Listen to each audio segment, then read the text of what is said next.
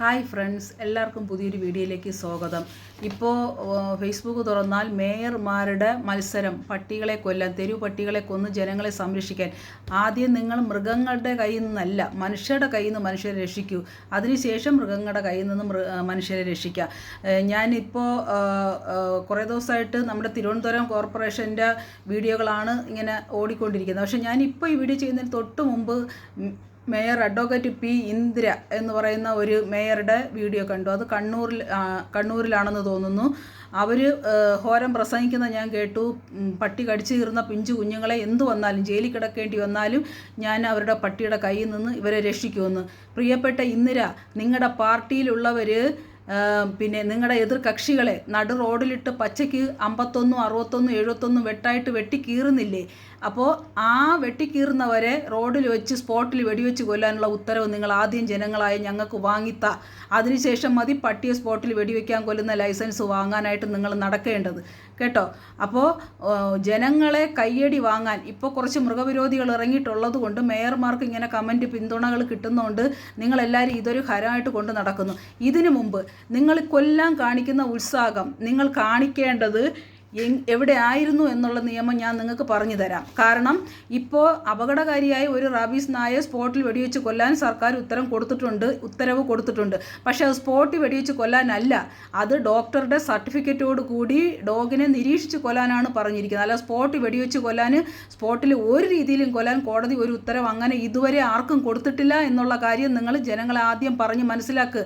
അല്ലാതെ കോടതിയെ നിങ്ങൾ തെറ്റിദ്ധരിപ്പിക്കുന്നു. അത് തന്നെ കോടതി അലക്ഷ്യമാണ്. നിങ്ങൾക്ക് കൊല്ലാൻ പറഞ്ഞപ്പോൾ ഇത്ര ഉത്സാഹം, പക്ഷെ വളർത്താൻ പറഞ്ഞപ്പോഴും സംരക്ഷിക്കാൻ പറഞ്ഞപ്പോഴും ഈ ഉത്സാഹം നിങ്ങൾക്ക് കണ്ടില്ല. അതായത് ABC റൂൾസ് 2023 റൂൾസ് 11, 12, 20 പ്രകാരവും ബഹുമാനപ്പെട്ട സുപ്രീം കോടതിയുടെ civil appeal number 5988/2019 SUO Motu case number 5/2025 22/8/2025 7/11/2025 ഉത്തരവുകളുടെയും അടിസ്ഥാനത്തിൽ കമ്മ്യൂണിറ്റി ഡോഗ്സിന് ഭക്ഷണം, ചികിത്സ, ഷെൽട്ടർ എന്നിവ അടിയന്തരമായി ഒരുക്കേണ്ടത് പഞ്ചായത്തിൻ്റെ നിയമ ബാധ്യതയാണ്. ഇതിൽ വീഴ്ച വരുത്തുന്നത് കണ്ടംപ്റ്റ് ഓഫ് കോർട്സ് ആക്ട്സ് 1971 പ്രകാരമുള്ള ഗുരുതര കോടതി അലക്ഷ്യമായി പരിഗണിക്കപ്പെടുന്നതാണ്. സുപ്രീം കോടതി ഇങ്ങനെ ഒരു വിധി പ്രഖ്യാപിച്ചിട്ട് വർഷം കഴിഞ്ഞിട്ടും നിങ്ങൾക്ക് അത് നടപ്പാക്കാൻ യാതൊരു മനസ്സുമില്ല. പക്ഷേ കൊല്ലാൻ പറയും മുമ്പ് നിങ്ങൾക്ക് കൊല്ലാൻ തിടുക്കം. തെരുവ് മൃഗങ്ങളുടെ നിയമപരമായ ലീഗൽ കസ്റ്റോഡിയൻ മൃഗസ്നേഹികളായ നിങ്ങൾ വിളിക്കുന്ന പട്ടിച്ചികൾ പട്ടിക്കാരന്മാരും അല്ല, നിങ്ങളാണ്. കോർപ്പറേഷൻകാരും പഞ്ചായത്തുകാരുമാണ് ഈ തെരുവ് മൃഗങ്ങളുടെ നിയമപരമായ ഓണർ, ലീഗൽ കസ്റ്റോഡിയൻ ആയ പഞ്ചായത്തിന് ഈ മൃഗങ്ങൾക്ക് ആവശ്യമായ ഭക്ഷണം, സംരക്ഷണം, ചികിത്സ എന്നിവ ഉറപ്പാക്കേണ്ടത് വ്യക്തമായ നിയമ ബാധ്യതയാണ്. നിങ്ങൾക്കാണ് ബാധ്യത, ഞങ്ങൾക്കല്ല ബാധ്യത. ഞങ്ങളുടെ വീഡിയോയുടെ താഴെ വന്ന് കുരയ്ക്കുന്ന കൊണിച്ചി പട്ടികളെ ഞങ്ങൾക്കല്ല ബാധ്യത, നിങ്ങളുടെ മേയർക്കാണ് ബാധ്യത. അത് നിങ്ങൾ ആദ്യം മനസ്സിലാക്കിയിട്ട് അവർക്ക് സപ്പോർട്ട് കൊടുക്കുക. ഇത്രയും കാലം നിങ്ങൾ എന്തുകൊണ്ട് കോടതിയുടെ ഈ ഉത്തരവ് പാലിച്ചില്ല? കോടതി പറഞ്ഞ ഇക്കാര്യങ്ങൾ നിങ്ങൾ ചെയ്തില്ല. എന്നിട്ടിപ്പോൾ കൊല്ലാൻ മാത്രം നിങ്ങൾ എന്തിന് താല്പര്യം കാണിക്കുന്നു എന്ന് ചെന്ന് നിങ്ങളുടെ മേയറോടും നിങ്ങളുടെ പഞ്ചായത്ത് സെക്രട്ടറിയോടും നിങ്ങളുടെ ഹെൽത്തുകാരോടും പോയി ചോദിക്കുക. പിന്നെ എന്നാൽ ആ ഉത്തരവാദിത്തം നിർവഹിക്കുന്നതിൽ പഞ്ചായത്ത് ഗുരുതര വീഴ്ച വരുത്തിയിരിക്കുന്ന സാഹചര്യത്തിലാണ് ഇന്ത്യൻ ഭരണഘടന ആർട്ടിക്കിൾ 51 AG പ്രകാരമുള്ള പൗരധർമ്മവും ABC റൂൾസ് 2023 റൂൾ 20(1) അടിസ്ഥാനത്തിൽ അതായത് എന്നെപ്പോലുള്ള മൃഗസ്നേഹികൾ തെരുവു പട്ടികൾക്ക് ഭക്ഷണവും താമസവും കൊടുക്കുന്നത്. മനസ്സിലായോ? അല്ലാതെ നിനക്കൊക്കെ കുരയ്ക്കാൻ വേണ്ടിയിട്ടല്ല ഞങ്ങൾ പട്ടികളെ ഫീഡ് ചെയ്യുന്നതും സംരക്ഷിക്കുന്നതും, നിൻ്റെയൊക്കെ വക്കാലത്തിനും വേണ്ടിയിട്ടല്ല. പഞ്ചായത്തും ഹെൽത്തും കോർപ്പറേഷനും ചെയ്യേണ്ട കടമ അവർ ചെയ്യാത്തത് കൊണ്ടാണ് ഞങ്ങളെപ്പോലെയുള്ള പട്ടിച്ചികൾ അത് ചെയ്യുന്നത്, കേട്ടോ. താഴെ വന്ന് കുരയ്ക്കുന്ന മൃഗവിരോധികളെ നിങ്ങൾ കേട്ടോ. നിങ്ങളുടെ അക്കച്ചിമാർക്ക് ചെയ്യേണ്ട കടമ അവർ ഇത്രയും കാലം ചെയ്യാതിരുന്നത് കൊണ്ടാണ് ഞങ്ങളെപ്പോലുള്ളവർ ചെയ്യുന്നത്. എന്നിട്ടിപ്പം വളർത്താൻ പറഞ്ഞിട്ട് വയ്യ, സംരക്ഷിക്കാൻ പറഞ്ഞിട്ട് വയ്യ, ആഹാരം കൊടുക്കാൻ പറഞ്ഞിട്ട് വയ്യ, ചികിത്സ കൊടുക്കാൻ പറഞ്ഞിട്ട് വയ്യ, കൊല്ലാൻ പറഞ്ഞപ്പം കക്ഷത്തും പൊക്കിക്കൊണ്ട് ഓടെയാണ്, തോക്കും പൊക്കിക്കൊണ്ട് കൊല്ലാൻ. ഇതൊക്കെ എന്ത് മനുഷ്യത്വമാണെന്ന് മനസ്സിലാവുന്നില്ല. നിങ്ങളുടെ മക്കളെ ആദ്യം തെറ്റ് ചെയ്യുമ്പോൾ കൊല്ല്, പെണ്ണുങ്ങളുടെ പിറകെ നടന്ന് പെണ്ണുങ്ങളെ കൊല്ലുന്നതിനും കഞ്ചാവ് വലിച്ച് ആളുകളെ ഉപദ്രവിക്കുന്നതിനും വണ്ടി ഇടിച്ച് കൊല്ലുന്നതിനും പാർട്ടിപരമായി കൊല്ലാൻ നടക്കുന്നതിനും നിങ്ങളുടെ മക്കളെയാണ് സ്പോട്ടിൽ വെടിവെച്ച് കൊല്ലേണ്ടത്. എങ്കിൽ ഈ രാജ്യം നല്ലൊരു രാജ്യവും ഇവിടെ രാഷ്ട്രീയത്തിൻ്റെയും മതത്തിൻ്റെയും ജാതിയുടെയും ഭ്രാന്തിൽ ഇവിടെ ആരും കൊല്ലപ്പെടുകയോ മരിക്കുകയോ ഇല്ല. അതാദ്യം നിങ്ങൾ ശരിയാക്കുക. അതിനുശേഷം ഈ കൊണിച്ചിപ്പട്ടിയുടെ പിറകെ നിങ്ങൾ പോയാൽ മതി കേട്ടോ. സ്വന്തം ഇത് ഞാൻ എൻ്റെ കയ്യിൽ നിന്ന് പറയുന്നതല്ല. എൻ്റെ കയ്യിൽ നിന്നോ എൻ്റെ തോന്നിയാസത്തിനോ ഞാൻ പറയുന്ന കാര്യമല്ല. ഇത് കോടതി ഉത്തരവാണ് ഞാൻ നിങ്ങൾക്ക് വായിച്ചു തന്നത്.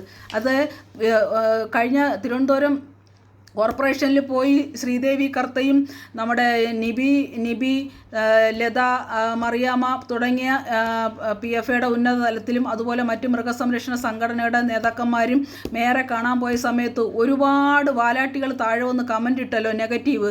ഇവളൊക്കെ ആരാണ്, എന്താണ്, ഇതാണ് ഞങ്ങൾക്ക് നിങ്ങളോട് ചോദിക്കേണ്ട. ഇതിൻ്റെ താഴെ വന്ന് ഇവരാരാണെന്ന് ചോദിക്കുന്നത് നീയൊക്കെ ആരാണ്? നീയൊക്കെ സമൂഹത്തിന് എന്താണ് ചെയ്തത്? എന്ത് നന്മ നിന്നെക്കൊണ്ട് സമൂഹത്തിനുണ്ട്?